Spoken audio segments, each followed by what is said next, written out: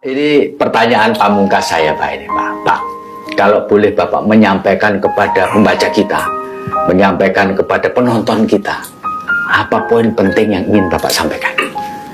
Barangkali gini, Ya, kita ingin Indonesia lebih baik. ya, Kita ingin Indonesia maju, rakyatnya bahagia, ya, pemerintahannya efektif, lalu tata kelola berjalan dengan baik. ya, Kan kita ingin itu ya, semua. betul.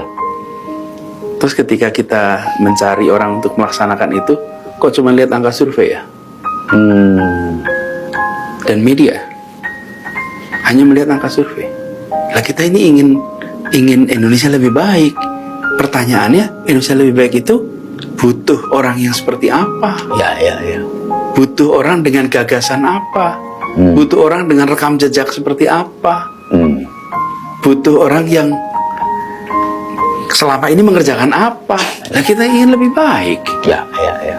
Tapi coba semua media-media mainstream kita ini diredusir. Jadi pertanyaannya tentang persentase. Ya, ya. Seseorang disebut sebagai potensial apa tidak tergantung angka surveinya saja kok.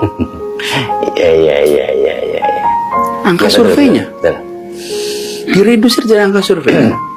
Seseorang dengan gagasan, dengan rekam jejak, dengan apapun, kalau angka surveinya itu kecil, dia tidak dimasukkan di dalam deretan orang potensial. Itu ya, Menurut Pak, saya ini reflektif nih. ya. Kenapa Republik ini didirikan dengan gagasan? Republik gagasan. Ketika kita memutuskan untuk menggunakan bahasa Indonesia sebagai bahasa persatuan, itu dengan voting. Ayo kita hitung jumlah banyak-banyak. Terpilih bahasa Jawa, Mas. Soal begitu. Iya, orang Jawa lebih banyak, Pak. Iya, enggak tuh. Ya, Di musyawarah, kenapa gagasan? Kita ingin sebuah bangsa yang ada kesetaraan. Kita ingin sebuah bangsa yang punya daya rekat yang kuat oleh bahasa. Jadi sebuah republik yang didirikan dengan gagasan oleh semua orang yang berkumpul di BPUPKI itu orang intelektual semua. Di saat 95% penduduk republik ini buta huruf, lalu ada segelintir kecil, lalu mereka membuat sebuah republik yang setara. Bukan republik untuk satu golongan, bukan republik untuk golongan atas, golongan ningrat, tidak. ya, ya, ya. Itu kenapa? Karena kita tempatkan gagasan, rekam jejak sebagai barang utama, bukan angka saja. Nah, saya mengajak, ini mumpung ada Tribun sih, mari kita dorong agar percakapan 5 tahunan ini menjadi percakapan yang lebih substantif. Ya. Kenapa saya sampaikan itu? Karena kita ini dalam sebuah perjalanan menuju cita-cita republik.